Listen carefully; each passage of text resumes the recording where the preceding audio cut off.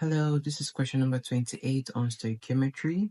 Calculate the mass of ZnO produced from the decomposition of 50 grams ZnCO3.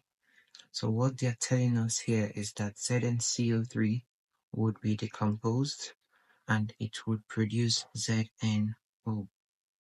Okay, and then you can choose to add that CO2 is produced because it actually will be produced. Okay, so now let's balance this equation here. 1 mole of this gives us 1 mole of this. Everything is balanced here, so that is very good. Calculating the mass of this one from the decomposition of this one right here. So let's get their molar masses, okay? So molar mass of ZnCO3 should be equal to 65 plus 12 plus 3 times 16, and that should give us about 125 grams per mole. Also, if you should do the molar mass of ZnO, this one is also pretty easy.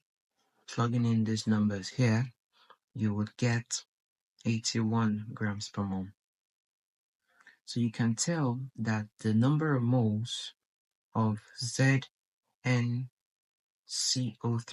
that you're given is the mass divided by the molar mass, and the mass is actually 50 grams from this question. So this means that the number of moles can be calculated as 0.4. Okay, so now, if 1 mole of ZnCO3 produces 1 mole of ZnO, it means that if you have 0.4 moles of ZnCO3, it should also produce 0.4 moles of ZnO. Does this make sense? Alright, so the number of moles of ZnO is also equal to 0.4 moles. Okay, now the mass of ZnO will just be the moles of the ZnO multiplied by the molar mass of ZnO. Don't mix up the molar masses, okay? So 0.4 multiplied by the molar mass of ZnO, which is our humble 81. So we're bringing that in, and when you do that, you should have about 32.4 grams, approximately 32 grams if you want to leave it as a whole number, just like the question, a whole number there, 50. And that is the answer to this question. Let me know in the comments if this makes sense to you.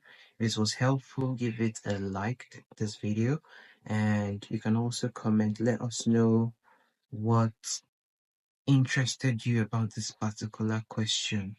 What do you think was the thing that caught your attention in this particular question? What did you like the most? Let us know if, it's the beginning part or the ending part or the proportion part, whatever it is, let me know. Okay, so I shall see you on question 29. If you've not subscribed, subscribe because we're looking at the stoichiometry related questions. And if you have not followed this page, do follow on whatever platform you're viewing this video. And we're getting to 100. Did I mention that? This is 28. We're getting to 100. And because we're posting these videos, it might be a bit difficult for you to locate the first one, the second one, the third one. So if you want to get everything together in a particular PDF, then let us know in the DMs and we'll show you how to get that, for yourself. So that it will be easy for you, okay?